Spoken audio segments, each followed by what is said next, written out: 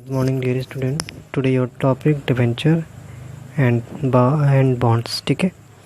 Borrowed fund long term source of finance. ठीक है. Debenture are common security issued under borrowed fund capital. Debenture are instrument for raising long term debt capital. Debenture are called creditorship securities because debenture holder are called creditor of a company. ठीक है.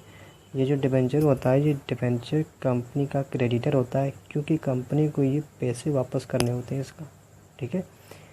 तो जो borrowed fund होता है एक owner fund होता है. ठीक है.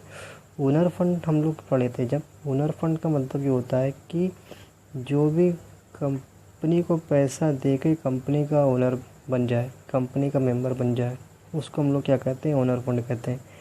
बट जो बोरोड फंड होता है यहाँ पे ऐसा नहीं होता है. यहाँ पे हम जब कोई भी पब्लिक पैसा देता है तो वो कंपनी का ओनरशिप, कंपनी का मालिकाना हक उसको नहीं मिलता है. ठीक है. तो इस टाइप के हम लोग फंड को क्या कहते हैं, बोरोड फंड होते हैं.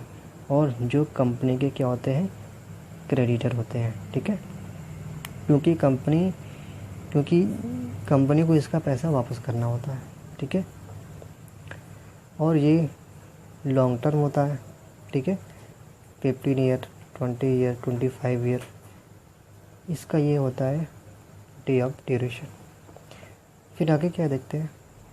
A debenture can be defined as a documents और a certificate issued by a company under its seal as an acknowledgement of its debts. Holder of debenture certificate is called debenture holder. ठीक है. यहाँ पे ये कह रहे हैं कि जो डिबेंचर होता है ये एक डॉक्यूमेंट्स या सर्टिफिकेट के फॉर्म में होता है जो कंपनी क्या करती है, इशू करती है. और वहाँ पे क्या होता है, कंपनी का सेल होता है और मुहर वगैरह होती है, बहुत सारी इन्फॉर्मेशन इसमें होती है. और डिबेंचर होल्डर का वहाँ पे क्या होता है, नाम भी मेंशन होता है. ठीक है. तो डिबेंचर क्या होता है, एक डॉक्यूमेंट्स होता है. ठीक है. जो कंपनी क्या करती है, इशू करती है पब्लिक को, और पब्लिक से क्या लेती है, उसका पैसा लेती है. ठीक है. तो पब्लिक मतलब कि जो भी डिबेंचर होल्डर होता है, जो भी उसको लेता है, ठीक है, कंपनी क्या करती है, उसको इंटरेस्ट देती है. ठीक है. कंपनी को प्रॉफिट हो या ना हो, ये कंडीशन वहाँ पे नहीं होती है. ठीक है. नेक्स्ट क्या है इसका देखते हैं, फीचर्स ऑफ डिबेंचर. नेक्स्ट है फीचर्स ऑफ डिबेंचर में फर्स्ट है बोरोड फंड. ठीक है. Borrowed fund debenture are part of borrowed fund capital as debenture holders are consider as the creditor of the company. ठीक है. अभी हमने आपको ऊपर ही बताया था, वही सब चीज़ यहाँ भी है कि जो बोरोड फंड होता है, जो कंपनी क्या करती है, बाहर से लेती है. ठीक है. और ये फंड कंपनी जब लेती है तो उसको अपना कोई भी ओनरशिप नहीं मिलता है, मतलब कंपनी कोई भी ओनरशिप उनको नहीं देती है. ठीक है. इस टाइप के होल्डर को. ठीक है. जो क्या होते हैं, कंपनी के क्रेडिटर होते हैं क्योंकि कंपनी को पैसा इनको वापस करना होता है. ठीक है. नेक्स्ट है फिक्स रेट ऑफ इंटरेस्ट. ठीक है. फिक्स रेट ऑफ इंटरेस्ट क्या है, कंपनी को प्रॉफिट हो या ना हो, ठीक है, वो अलग बात है. लेकिन जो भी डिबेंचर होता है उस पे एक फिक्स रेट ऑफ इंटरेस्ट होता है. ठीक है. 10%, 5%, 6% जो भी हो. तो वही यहाँ पे कह रहे हैं कि इसका एक फीचर्स है, the interest on debenture is paid at a fixed rate. ठीक है.